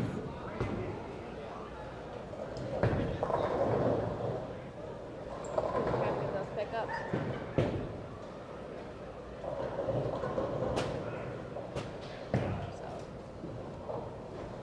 So at this,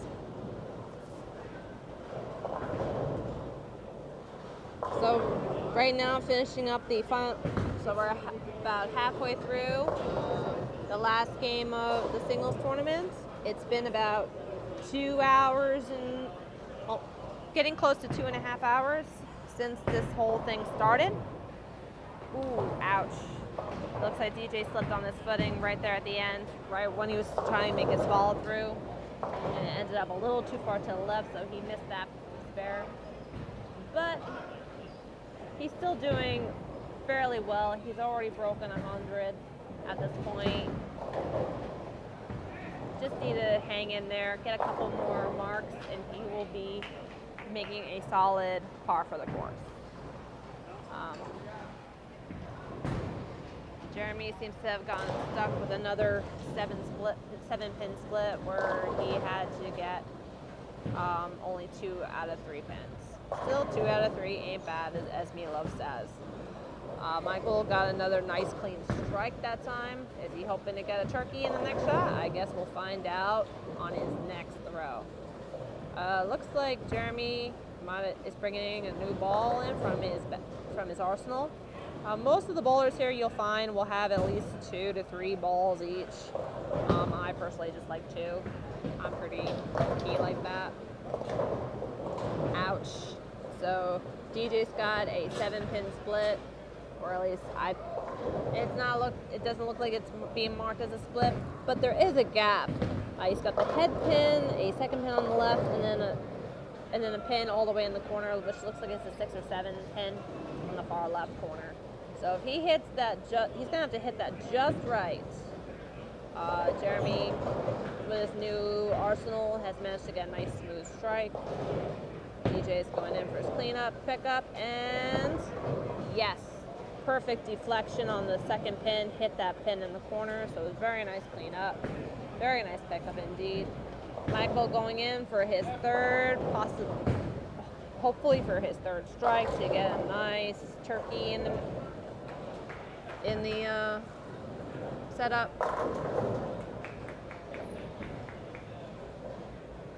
So we'll find out what his score looks like.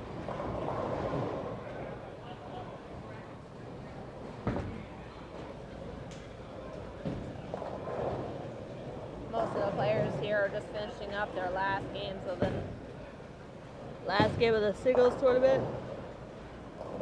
Alcatraz got a strike over in the 7th lane. Michael going down for a turkey. Gobble, gobble. Gobble, gobble for Michael. Turkey time. Is it Thanksgiving yet, Michael? Not soon enough. Not soon enough, he says.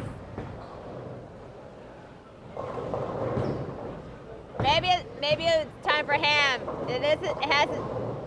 Oh no! Oh, sugar. DJ's in trouble again. That's the second time today that he's gotten the football split. Time for a field goal.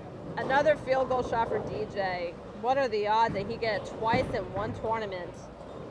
Especially when he was doing so well. Double up for Jeremy. About to head off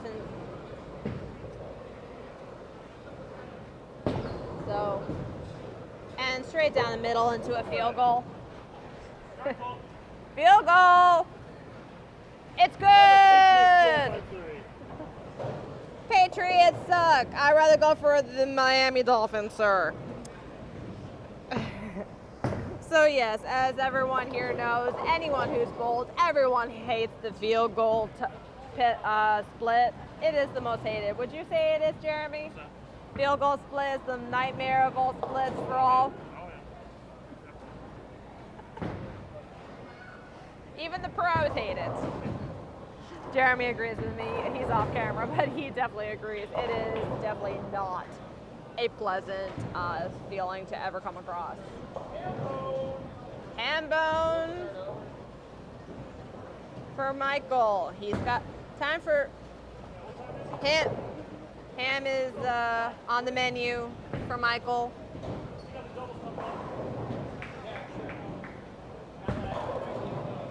So apparently for Michael, it's Easter time. Depending what your culture is and what you go for. There's that strike DJ needed. So yes, in the 9th, Jeremy starting up the 3 of them off with a 10 pin. Very close to getting a possible 200. Although not close, I have to get 3 more strikes to get a solid 200. Dad, you just missed it. This thing was sliding. It was weird. No. Yes, it was hydroplaning. No, it was funny. One of the glasses moved like it was magic or possessed. Maybe there's ghosts here at the Boardwalk Bowl. Who knows? So Jeremy's got a 9 pin, so he's got to get that pickup and then 1 more strike to do well. Michael's most definitely looking at a good. After 4 beautiful strikes, he's got only 7 pins.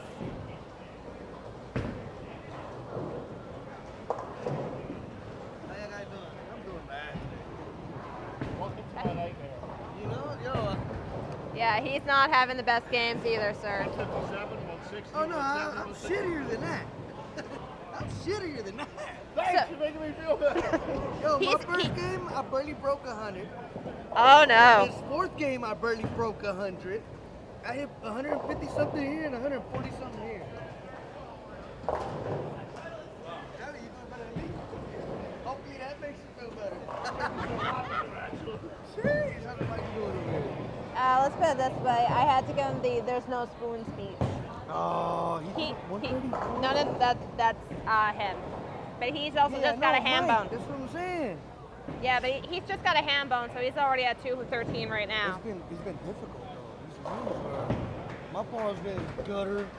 I'm just like, what the hell? The 3-4 lane is the one that everyone hates. Mike. Don't brag about it. Mike. 222. Oh, that was fuck. 222. That's Stand frame. so. Michael, real quick. That was your final game. 222. How do you feel after finally breaking 200 today? Like to start over. That was your Like last to game? start over. Yeah, I played the lanes Oh, I wrong. wish I could start over too. I played the lanes wrong. I played them wrong. I should have stayed right, and that's my fault. Bro, I've been having so many gutters today. Well, it's a My little bit ball slicker up there. opens up and it just. Boop. And I don't want to fuck everybody up with a Euro thing. No. But no, the shot is very playable. Don't go away from what you know. I went away from what I know, and it cost me. If I would have stayed right, I would have scored better. Well, hopefully that was caught on Mike for that, because that's definitely really great advice for any newer or brand, younger, naive players that just started joining in on the USBC leagues.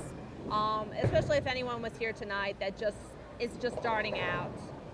Nice pickup on DJ's piece. One more, come on. Currently at a 170. All he needs is a strikeout, and he'll have his highest. He's already on par with his third game, which was a 170. If he gets a strikeout, he's already going to be finishing off with a very strong potential 180, 190, which is going to be his highest game yet this tournament, just like this last game was Michael's strongest. Jeremy finishes with a 151. So, unfortunately, he had a 9, and then he missed his pickup for that. And strike.